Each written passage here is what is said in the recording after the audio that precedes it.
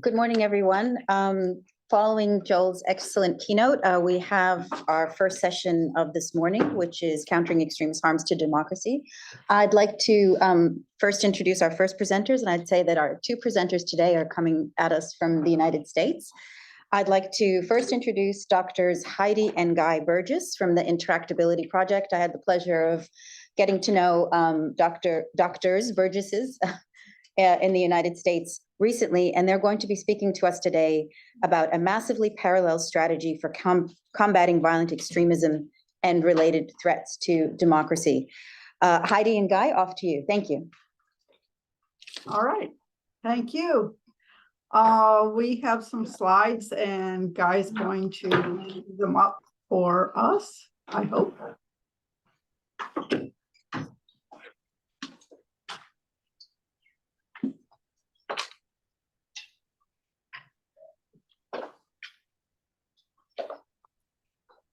Okay, can folks see the cover slide? Yes, all good. All right, great. So Lydia, thank you very much for inviting us and good to see you again. And you took care of the title, so I'll skip this page and go on to the next one. Maybe. This is the problem I had before. Okay. This presentation comes out of about a 25-year project that we've been working on that involves a very large-scale knowledge base on what we call intractable conflicts, very difficult conflicts that aren't resolved with traditional conflict resolution or peace-building strategies. And we've been working with about 600 people to put this together, half scholars, half practitioners, and been investigating what makes conflicts intractable, how we can prevent them from becoming intractable, and how we can respond to intractable conflicts so they become more constructive or at least less destructive. Last 5 or so years, we've particularly focused in on what we call hyperpolarization. Other people call it toxic polarization or effective polarization, which we see as being very dangerous to democracy, very dangerous to people's ability to solve any other problems like inequality or racism or climate change or whatever. And the ultimate, well, that might not be the right word, but the eventual outcome of hyperpolarization is very often extremist violence. So these two are inextricably linked. And for about the last year, we've been running a discussion about ways to counter hyperpolarization and extremism on Substack, and the address is there, beyondintractability.substack.com, if anybody's interested in joining us. And Guy points out that I should say that it's free. There's two things that we're focusing on particularly that make these conflicts really difficult. One is scale. Typical conflict resolvers work around a table with two people who are in a conflict with each other and one mediator, or maybe a few people. And we're looking at conflicts that involve entire societies, sometimes large countries. So you can see on the left that this is an 8 order of magnitude or factor of 10 difference. And to get a gut level feeling of what that means, a person walking slowly at 1.7 miles per hour is only 4 orders of magnitude smaller than the International Space Station, which is zipping around the world at 17,000 miles an hour. So that's 4 orders of magnitude difference, and we're dealing with 8 orders of magnitude difference. So it's no wonder that the techniques that we use to deal with two people around a table aren't going to work for these hyperpolarization conflicts, the violent extremism problems. The other thing that is very much a complicating factor is the fact that these are complex adaptive systems. And we're constantly teaching about the difference between complicated systems and complex systems. Complicated systems are mechanical systems that are designed by people. We know how they break, we know how to fix them. Complex systems involve people very often, their societies, or they're part of the biological kingdom, but we don't know how they're designed. We don't know how they operate. And it's sort of like these two pictures of pool tables. You have a traditional pool table with one person playing pool or billiards, one person hitting a ball at one time. Basic laws of physics determine if they hit the ball cleanly and it hits the other ball cleanly, it'll go in the pocket. And it happens the same way every time. With complex systems, you've got hundreds or thousands of people hitting different balls in different directions for different purposes, and they all ricochet off each other, and there's no way to predict what's going to happen. And that's much better a model for the complex systems that we're dealing with that are driving polarization and extremism. So that makes the problem of how to react to it much more difficult. Oh, I keep on hitting the wrong button. Sorry, folks. What this does is it limits the effectiveness of top-down approaches. You can't have a leader who says, okay, folks, this is how we're going to solve it. Everybody do this. Everybody's not going to do that. And it doesn't matter who it is. It doesn't matter how smart or how powerful they are. They can't control the system. So you have to come up with approaches that don't have one locus of control. The three things that tend to interact with each other that help us deal with these systems is the notion of the invisible hand. And Guy often says that necessity is the mother of invention, or all problems create opportunity for people who can help solve them. So there's hundreds of problems that are driving hyperpolarization, driving weakening of democracies, driving extremism. But every problem is an opportunity for someone who knows how to deal with it. Natural selection ideally selects for the best ways of handling problems and does not select for the ones that don't work. And perhaps most importantly, you've got a division of labor, because nobody can do everything that needs to be done. So we have to divide up responsibility. So we've come up with this notion of massively parallel peace building, which we claim is an all of the above solution. And the notion, the name comes after massively parallel computing, where you put lots of computers together and they collaborate, such that computers collaborate to solve a very complex problem. Massively parallel peace building works the same way. You've got massive numbers of independent projects and people that are pursuing the shared objectives of peace or democracy or limiting violent extremism. Everybody working loosely together, but not directed top down, each organization doing its own thing, and it adds up to an effective solution, we hope. Very quickly, our notion of peace building came from Boutros Ghali's first agenda for peace. There's now a new one out that's quite a bit different. But in the first one, he delineated between peace building, peacekeeping, and peacemaking. Peacemaking is the negotiating of an agreement, few people around a table. Peacekeeping is interspersing neutral parties in between the warring parties to physically keep them apart. The real hard job is peace building, because that's putting the whole society back together. So all the things that you've got to do, from forming new governments to rebuilding infrastructure to reintegrating combatants to dealing with trauma, all these things, everybody has a specialization. All of them are contributing to the massive parallel peace building approach. And here we're showing that it's not a computer, it's not a mechanized system, it's a social system that's very complex. And we have this picture in the bottom right of Yellow Pages, and I can't see the audience. I don't know how old you are, but if you're under the age of about 50, you probably don't even know what Yellow Pages are, and maybe that's just a thing anyway.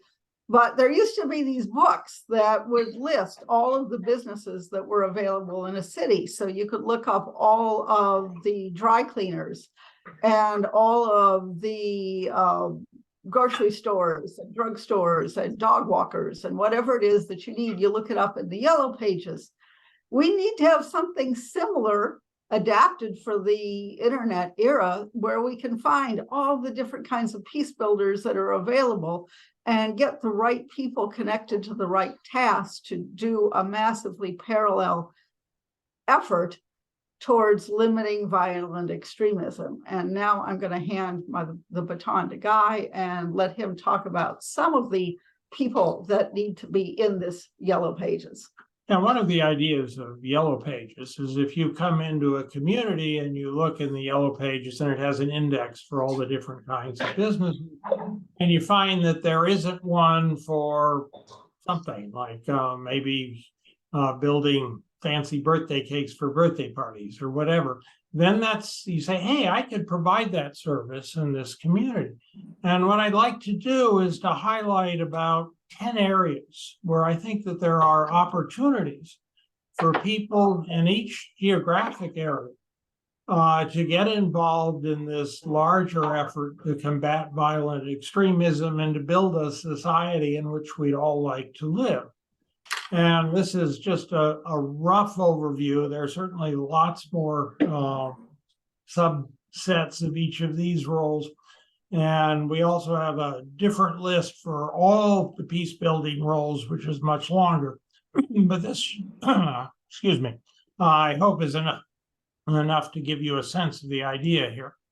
And we'll start with what we call complexity thinkers. Every community needs somebody who can look at the big picture and the complex interrelationships. A lot of people approach problems like violent extremism with simplistic and unrealistic solutions. What organizations like yours actually are starting to look at all the multifaceted aspects of the problem and trying to figure out how to deal with each aspect. So ideally, coming out of a conference like yours would be the expertise it needs to do a lot of these other roles. Probably the first and most obvious role is what we call lookouts. Societies are facing all sorts of problems, and there are lots of people telling people, no, my problem's the big one, you should focus on this. And violent extremism isn't at the top of too many people's lists. And we need lookouts to say, hey, this is a danger, and we really need an effective response.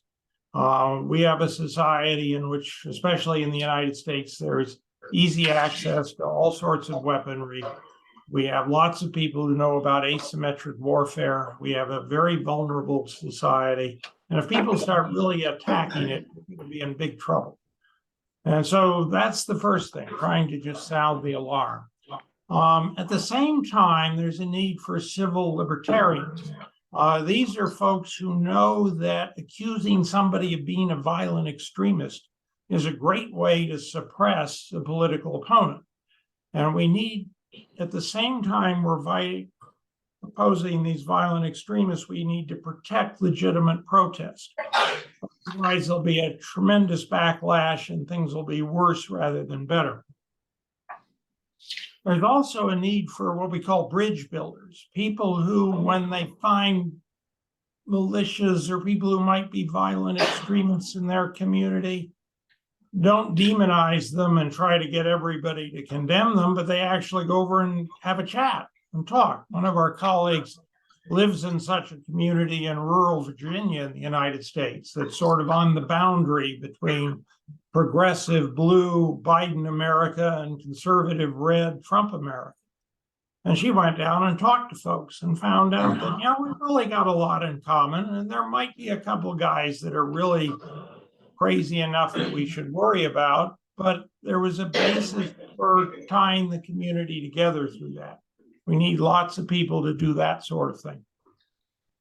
The other thing that leads to violent extremism is a sense of futility, that you have real grievances and there's no way you can get the system to change. And then you start doing desperate things. So another part of the solution is teaching people how to constructively challenge injustice. This is a picture of Martin Luther King at the March on Washington in 1963, which is the most successful protest in US history against racism. And so teaching this kind of thing is really important. But by the same token, you need to also help the elites within society, the targets of those protests, understand that they really need to respond. If they stonewall the protesters and demonize them and mobilize anti-terrorism forces against them, it will just make things worse. You've got to be able to respond to legitimate complaints. And this is what President Johnson did with the 1964 Civil Rights Act, which was transformative for this country. And we need to approach a lot more problems this way, with the combination of solid constructive protest and responsive elites. We also need a whole lot of folks to help us reform the media. There are lots and lots of ways in which the contemporary media environment, whether it's broadcasting, narrowcasting, social media, or whatever, selects for the most inflammatory stories. It's great fun to think of the other guys as evil and you're on the good side, and everybody pays more attention to things they should be afraid of. And we've got to fix that. And there are another set of roles to do that. There's also a place for mental health professionals. We had a terrible tragedy in our town, which was really a hate crime. There was a guy from Denver who didn't like progressive, blue, democratic communities. So he drove to Boulder, came to the first shopping center that he saw, which was just down the street from our house, and started executing people. And it wasn't necessarily the case that he was a political extremist. Maybe he would, in fact, subsequent mental health evaluations have found him to have very serious mental health issues. So part of what makes some people so especially dangerous is a mental health problem different from politics. We need first responders and defenders who can help to harden a society so we're less vulnerable. Inspections at airports. This is a picture from a terrorist bombing at the Boston Marathon race. And it was extraordinary how well they were able to distribute the wounded, all over in hospitals all over the Boston area. Were able to hold the loss of life down quite dramatically. And the thing about beefing up or strengthening first response capabilities, it also helps you deal with disasters of other kinds. And then ultimately, and maybe this should be on the first part of the list, there's a place for law enforcement that can arrest people who are violating the law, and all forms of violent extremism are pretty uniformly against the law, and then prosecute them in a public way where the evidence is clear that this isn't a politically motivated prosecution, but we're defending the entire society from the risk of violent escalation. And that, again, reduces the backlash effect, which drives the escalation spiral that ultimately drives hyperpolarization. And these are just an initial set of ideas. I'm sure there are lots of other creative possibilities, and there's certainly, so part of what you need to do is to cultivate and create opportunities for people with bright ideas. And you put this all together and you get a kind of multi-layer defense that's based on the division of labor, where you start with the top line, lots of things that could emerge as violent extremist terrorist acts, and that each one of these roles can filter out some of them. You get enough roles and enough people in enough localities, you wind up reducing the number of attacks that actually happen to something that's manageable.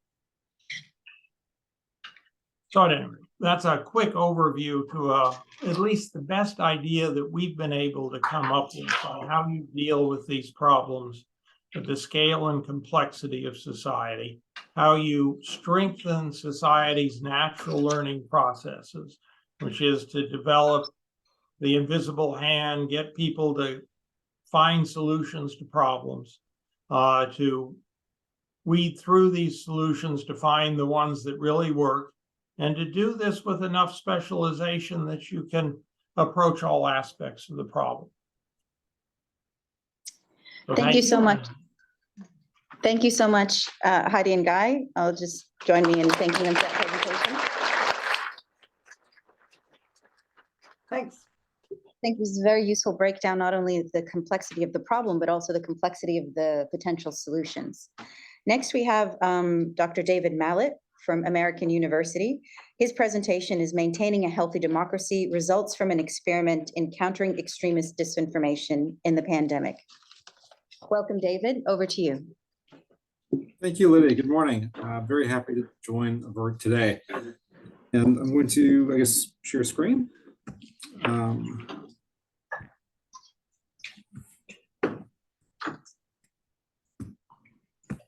There we go. Okay.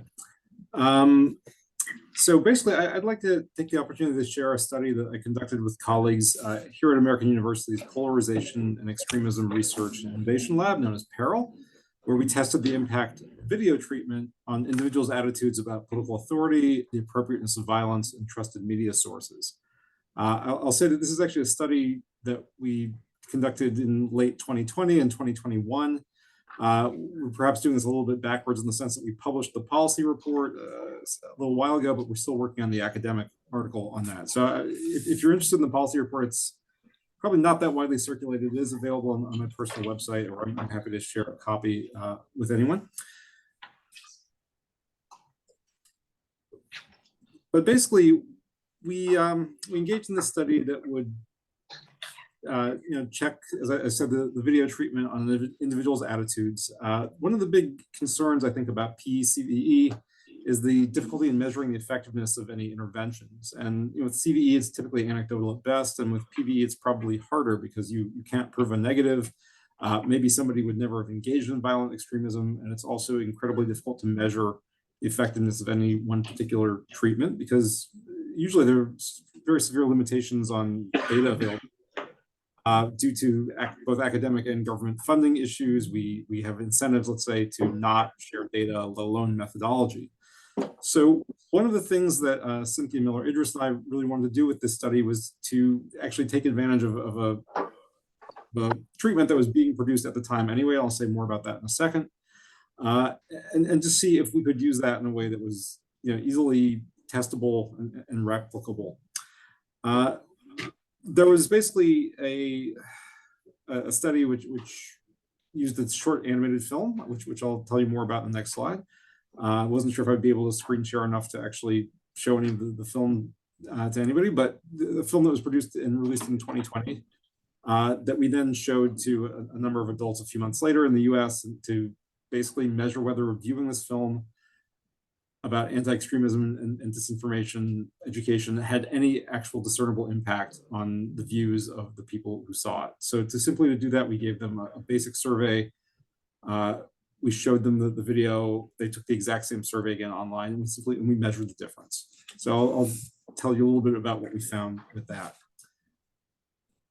The film was funded by the Bertelsmann Foundation, which is a German funding, but they're here in the US.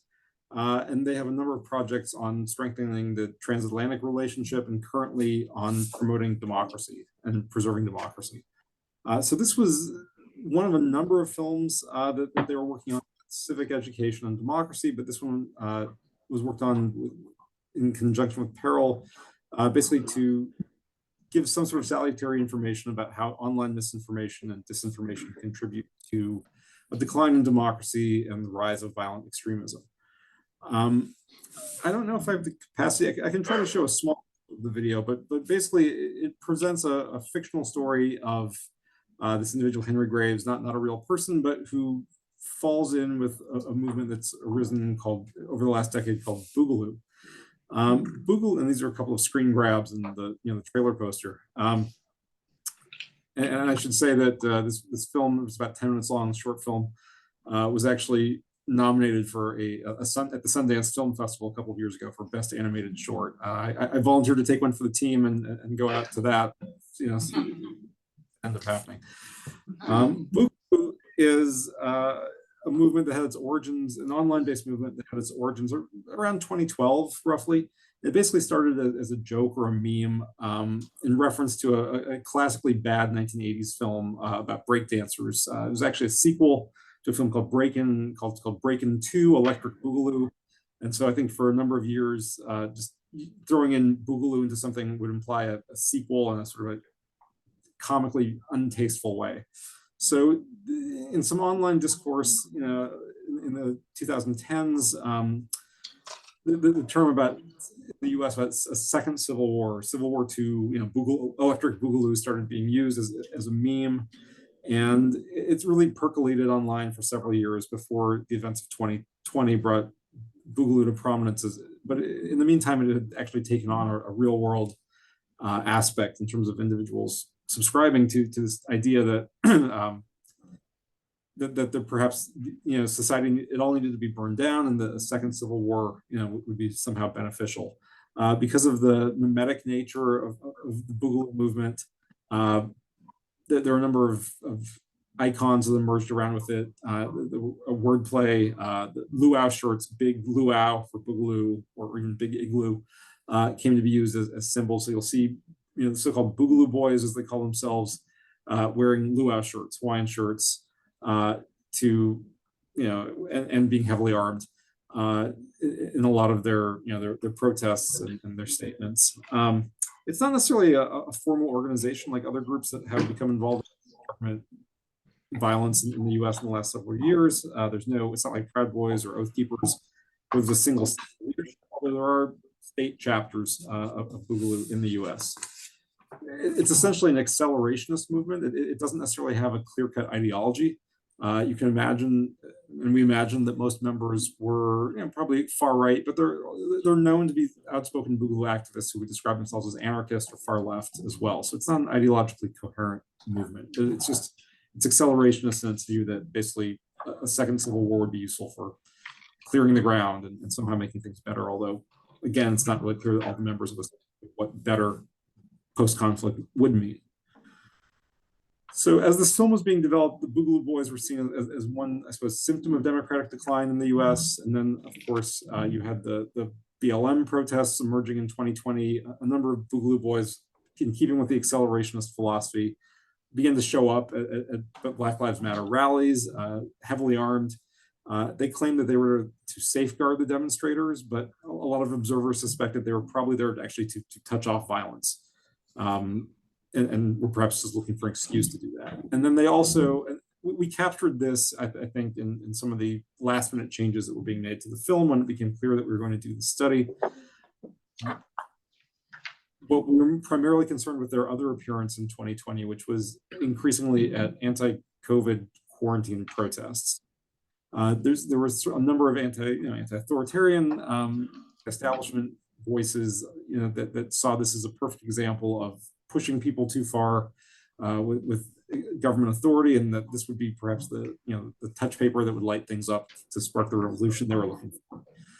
So the film, you know, began to touch on that in particular, and we were able to get some funding to do the study. We asked the filmmakers to stick in a little bit of, if possible, at least into the narrative about COVID back,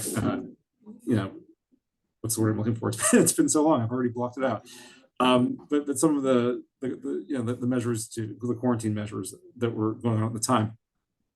And so the Boogaloo Ballad of Henry Graves, the film that was released, depicts the lead character becoming radicalized by online misinformation and joining the art group. And ultimately, in the short course of the short film, he becomes exposed to the reality of violence and begins doing online fact checking and walks away. And it's really meant to signal to people that there's a lot of the propensity for violence is based on misinformation and disinformation, and you might fact check things too. I can perhaps, if it's okay, if I'm able to share, I can pull up a few seconds or a minute of the video just to give you a sense of what it looks like. So hopefully the sound will share also.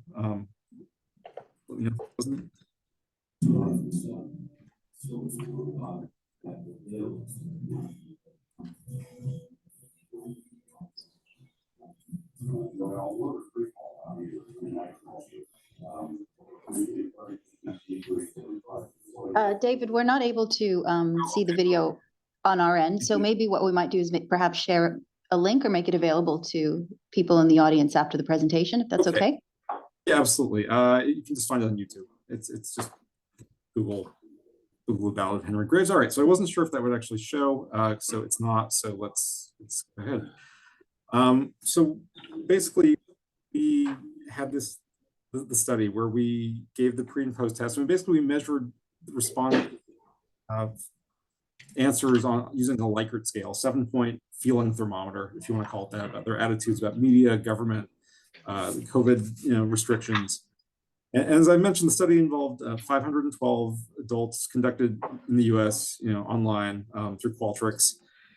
The dates we conducted it were, I think, significant because it was November 6th. We started November 6th, 2020, and we'll finished up on December 20th, 2020. So it was conducted entirely during the period between the 2020 presidential election that Donald Trump was arguing was illegitimate and before January 6th, where there were some participants who were dressed as Boogaloo Boys. Our findings, indicated there was definitely a relationship, perhaps not a surprise, between not trusting most government, media, or scientific authority, supporting alternative online news sources, and supporting armed anti-government movements. Obviously, the vast majority of the public doesn't share these views, but a surprising number to us, a surprising number of our sample respondents in 2020 did. So what we found was, 6.5% actually claimed to have some personal association with the Boogaloo movement themselves, which we found very surprising. Or 8% said they knew, somebody who did. A quarter of Americans said that they had heard of it.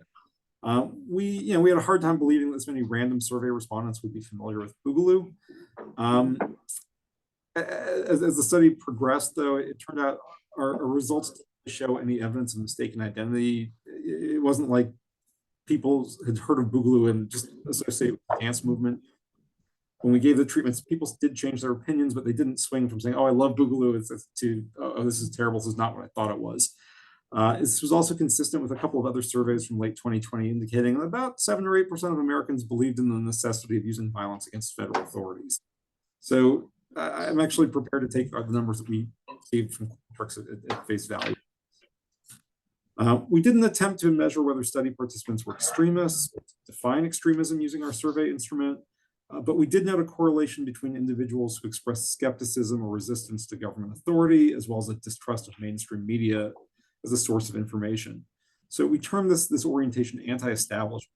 And people who expressed anti-establishment views also indicated high levels of support for 4 statements related to political violence. They tended to consistently that the US federal government was taking away the rights of citizens, that American citizens need to take matters into their own hands to protect democracy, that the US government was using COVID-19 shelter-in-place orders to infringe on American rights and freedoms, and that the Boogaloo movement was protecting the rights of Americans. So I'll give you some of the demographics in a second, but one thing I will say is that gun owners were significantly more anti-establishment than other Americans. We were quite surprised by the breakdown in terms of political party identification, as well as by race and ethnicity.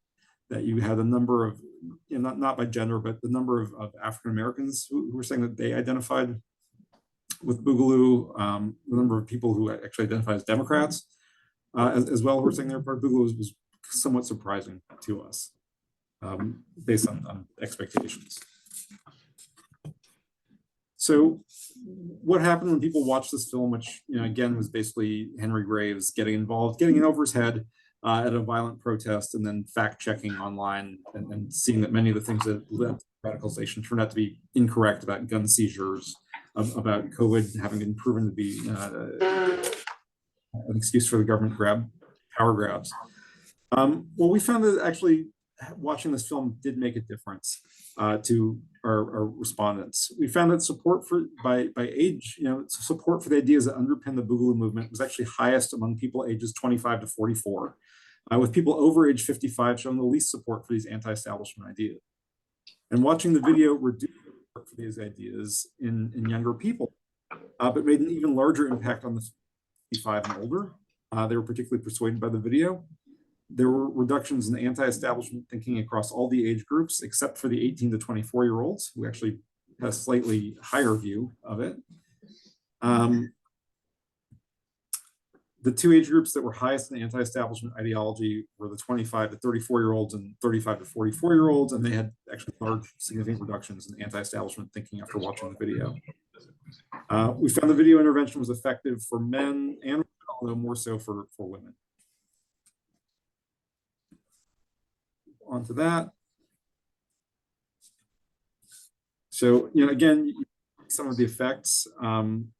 Prior to watching the video, there were small differences between Democrats and Republicans in terms of anti-establishment ideology. Democrats were slightly lower than Republicans, not much. However, none of these differences were really that significant. We did find statistically significantly higher levels of anti-establishment views among military veterans compared to non-veterans. But again, here's the reduction effects in the primary anti-establishment questions and with the demographics. The effect on when we asked people what are your trusted sources of news information, there was actually a reduction in the number of people who said that what constitutes a trustworthy source or untrustworthy source. A lot of people who were anti-establishment tended to get their news from family and friends, internet forums, unverified sources. But after watching the video intervention, respondents reported lower levels of trust in news from personal contacts. It did not lower trust in government at any level or newspapers, television, establishment sources like National Public Radio. There's a big increase in trust in fact-checking websites. And after watching the video, subjects actually wanted to fact-check stories more, they said, before trusting information in general. I'll just run through a couple more of the stats. So we see that there's a pretty good effect on getting fewer people to agree with the sentiment that the Boogaloo movement was protecting the rights of Americans, a slightly lower but measurable effect in saying it's a threat to public safety instead. And here just graphically are a couple of the shifts from strongly agree to strongly disagree, the shifts from the Boogaloo movement's protecting the rights of Americans. Most people were neutral and went to strongly disagree. And then the threat to public safety went from neutral to agree, strongly agree. One thing that we did find basically though is that the effects were among people who were not those who said they associated with Boogaloo already. It was really people who hadn't been exposed to it, showed that inoculation therapy could be effective with them. The people who said they associated with it had little effect, perhaps even said they had stronger positive feelings towards Boogaloo afterwards. They tended to dig in their heels. So, if there's any replicable data, and again, we'd love for other people to have at the study too, it would be that you can in fact have PV inoculation effectively in this instance and across a number of different issue areas, but that those who are already involved are less likely to be affected in a positive way.